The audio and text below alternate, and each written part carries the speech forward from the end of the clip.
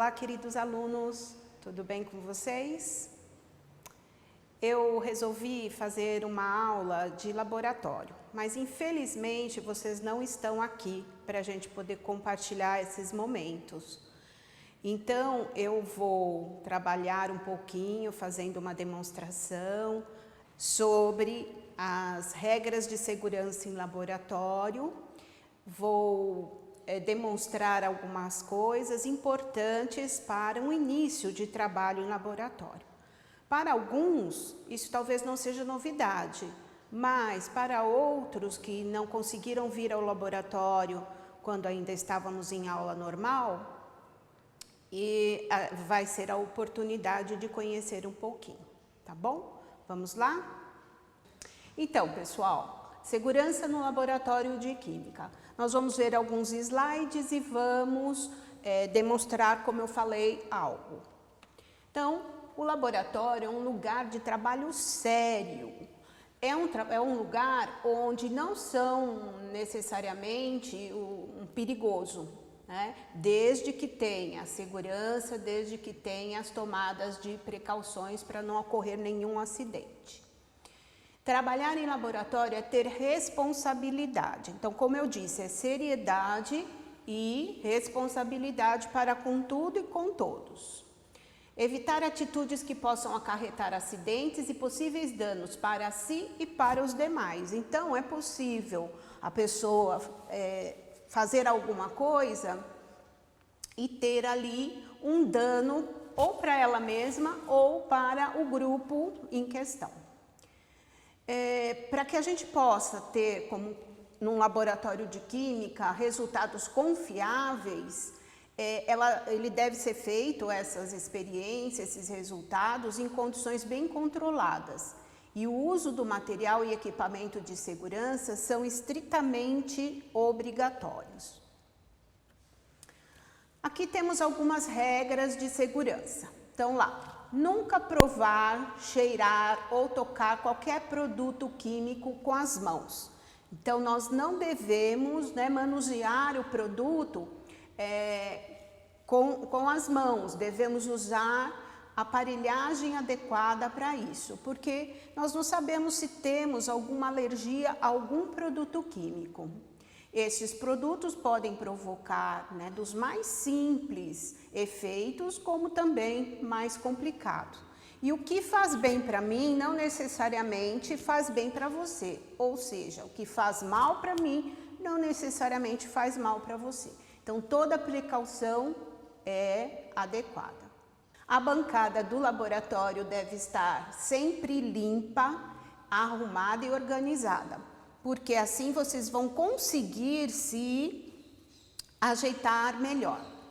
As experiências devem ser realizadas sempre com acompanhamento do professor e deve conhecer todo o material, a vidraria. Logicamente que isso vai ser aos poucos, quando você manuseia o material, quando você lida com eles, ok? Então vejamos aqui, olha, a gente tem sentir o cheiro do material. Então, nesse primeiro caso, é um ato errado. Nunca deve aspirar fortemente a substância, porque você pode sentir-se mal, pode aquela substância ser altamente tóxica, enfim. Então, vai trazer sempre para você os vapores, os gases que estão sendo liberados. Então, nós temos aqui uma substância, sulfato de cobre. Vamos adicionar neste Erlenmeyer. Ao adicionar, se for uma substância que evapora facilmente, ou seja, uma substância volátil, eu já vou conseguir sentir o cheiro, o odor. Mas deixo a uma determinada distância, agito e trago os vapores para mim. Nesse sentido, como a substância está vaporizada, eu vou exalar o cheiro desta substância. As bancadas devem estar sempre arrumadas e limpas, então como você observa nessa imagem, isso é um laboratório, as substâncias, mesmo que estejam aparecendo, elas estão organizadas. É proibido comer qualquer tipo de alimento ou beber no laboratório. Por quê? Porque quando nós adentramos esse ambiente, ele tem muitas substâncias químicas e ele vai estar contaminado com essas substâncias. Ao ingerirmos qualquer alimento ou bebida, possivelmente também está contaminado. Então, devemos evitar esses atos. A orientação sempre do professor. Então, a gente sabe que tem alguns alunos que às vezes quer fazer alguma coisa, alguma reação, uma mistura indevida. Então, não é interessante que isso aconteça, porque, como nós dissemos lá no início, é um perigo e pode trazer risco para a pessoa ou para o grupo que ali está. Então, sempre com a orientação do professor, sob a observação do professor. Outras regras de segurança. Ter o cuidado com o manuseamento de material quente. Material quente, principalmente vidraria, não diferencia de um material frio. Então, se o material está sobre a bancada, um colega aqueceu, colocou ali para sofrer um resfriamento, a pessoa não observou, ela pode pegar esse material e sofrer uma queimadura. Então, é interessante sempre avisar o grupo do que está acontecendo, se foi aquecido ou não, e toda vez que a pessoa for pegar aquele material, que ela possa se dar conta que ele está aquecido e manusear com cuidado. Não se devem misturar substâncias ao acaso. Então, nós temos, como eu havia falado, pessoas que querem experimentar, querem fazer as mais diversas reações. E isto é só com autorização do professor. Verificar bem os rótulos das embalagens de produtos químicos e seguir as indicações escritas nos rótulos com atenção especial aos símbolos de aviso. Se eu tenho uma substância como essa, quando eu vou começar algum experimento, eu devo ler com atenção qual é a substância que eu vou trabalhar e sempre que eu for pegar, eu vou pegar o vidro pelo rótulo, porque ao derramar esse material, ele se cair, ele derrama no próprio vidro e a etiqueta fica preservada, o local que eu vou pegar o vidro com a minha mão vai ficar preservado, eu não vou ter problemas em relação à destruição dessa etiqueta e nem possíveis acidentes. Uso de óculos de segurança. Todo material de laboratório de segurança deve ser usado. Então, óculos, avental, as pinças específicas para um aquecimento de laboratório, pipetas, peras para fazer o que? O transporte de uma substância para outro local. Então, toda a segurança deve ser observada. As experiências que provocam a libertação de gases ou vapores devem ser efetuadas em locais próprios, capela ou sistema de exaustão, certo? Então, se tivermos reações indesejáveis, o sistema de exaustão deve ser utilizado. Veja, aqui nós temos o aparelho de exaustão, que é a capela. Usamos sempre um sistema de exaustão quando realizamos experiências onde vão liberar vapores tóxicos ou vapores que não devemos inalar. Aqui no Santa Maria, a gente tem um grande problema, porque existe a capela de rezar e a capela no laboratório. Então, quando eu digo assim, leve a capela, é sempre para levar no laboratório, não é para sair correndo e ir lá na capela rezar, ok? aquecimento com tubo de ensaio. Veja, nós temos duas situações, uma que está totalmente errada e a outra corretamente. Então, como devemos aquecer esse material? Então, vejamos, ó, tubo de ensaio, pinça de madeira. Quando eu coloco um líquido no tubo de ensaio, que no caso aqui é a água simplesmente, nós observamos que forma uma curvatura nesse líquido, devido à ação da força gravitacional. Essa curvatura se chama menisco. Então, como eu vou aquecer justamente nesse menisco, num ângulo de 45 graus, agitando e direcionado para um local que não tenha ninguém. Então, eu vou aquecer desta maneira. Essa é a maneira correta de fazer o aquecimento. Eu observo que já estão acontecendo a formação das bolinhas, né?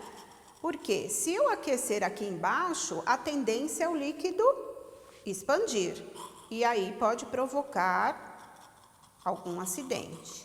Nem tão pouco eu vou virar esse tubo para mim. Então, o aquecimento já foi feito. Observei o que tenho para observar, enfim. Outras regras de segurança. Não trocar as tampas dos frascos para não contaminar os produtos.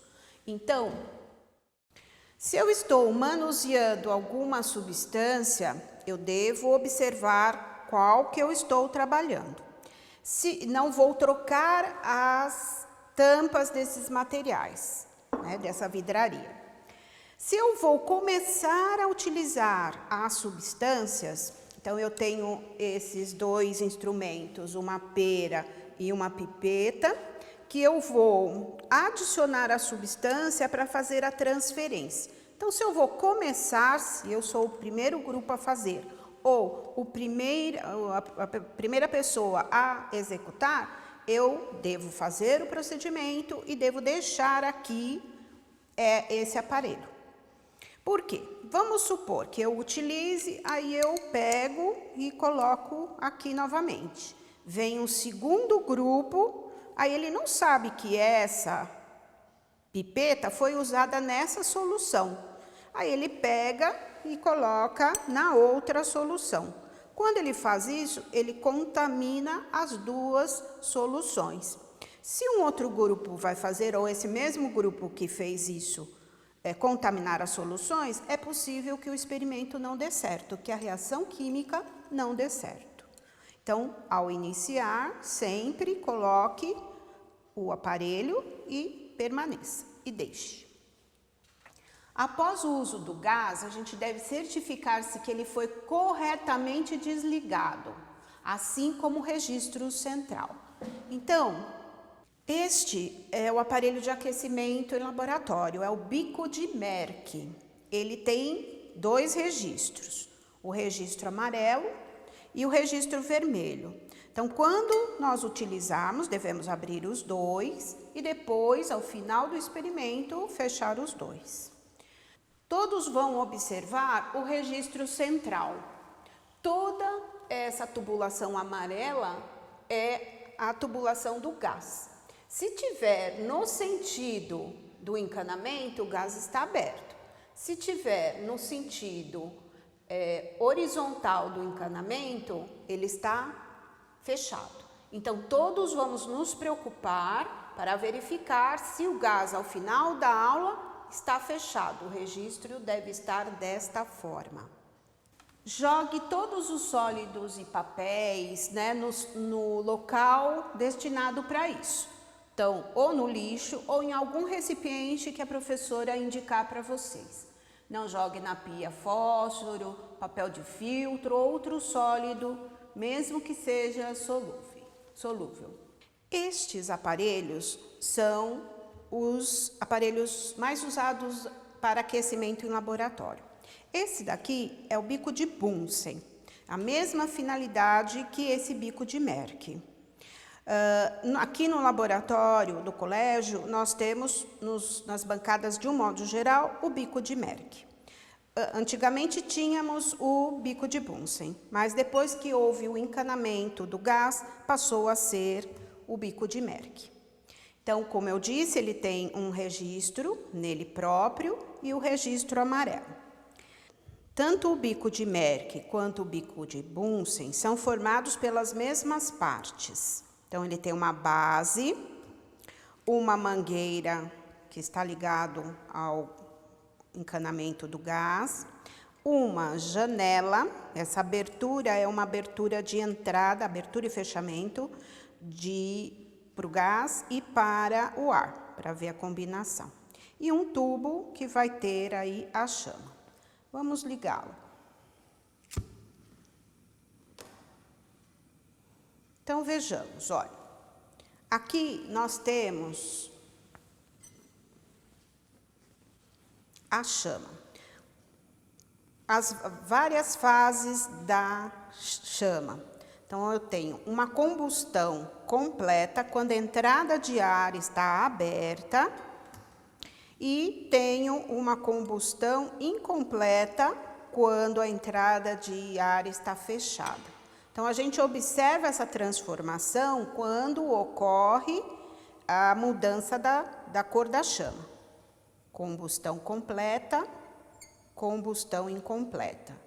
Combustão completa, o gás oxigênio está se misturando ao gás encanado, aí o gás GLP, e vai formar a chama oxidante. Quando nós temos o fechamento, a entrada de ar é insuficiente, então eu tenho a chama nessa coloração amarelada, principalmente no seu pico. As zonas da chama. A chama, no caso da chama oxidante, a gente observa 3 zonas. A zona neutra, que é a que está aqui embaixo, a zona redutora e a zona oxidante. Na zona oxidante, essa que é por fora, é onde se tem a queima dos gases, a liberação de energia. Se eu colocar um material encostado aqui, ele vai aquecer e ele vai pegar fogo, porque é nessa zona que acontece a queima do material. Se eu colocar aqui dentro, só vai pegar fogo na zona oxidante. No meio e na zona redutora, não acontece a queima. Quando eu tenho a chama na combustão incompleta, ela tem as 3 zonas, só que vai ter a deficiência de gás oxigênio, porque a abertura está fechada. Nós temos aqui a exemplificação de 2 tipos de combustão. A combustão completa, que pode ser a do gás de cozinha, né, no fogão, na boca de fogão da nossa casa. E temos a combustão incompleta, quando ela ocorre numa vela. Então, nós temos aí a combustão incompleta da vela devido à composição, né, da parafina, dos materiais que foram usados para a execução desta vela. Então, os tipos também no nosso cotidiano de queima de materiais. Bem, segurança. A minha segurança e a sua segurança depende de nós. Então, o trabalho, mais uma vez, no laboratório depende de todos. Pense, faça a sua segurança um hábito. Podemos estender esta segurança também para o nosso trabalho. Quando as pessoas trabalham com materiais tóxicos, materiais que podem, porventura, provocar até uma alergia, seja uma dona de casa, seja alguém que faz uma faxina, por exemplo, seja dono de casa ou trabalha com isso, ela tem que se preocupar com a sua segurança. Então, evitar aí de inalar esses materiais, evitar de, às vezes até de manusear esses materiais. E usar os equipamentos de segurança adequados. Existem muitas empresas que exigem, mas outras não. Se essas empresas não exigem, cada um de nós tem que fazer da segurança um hábito. Ok? É isso, pessoal. Muito obrigada. Até a próxima.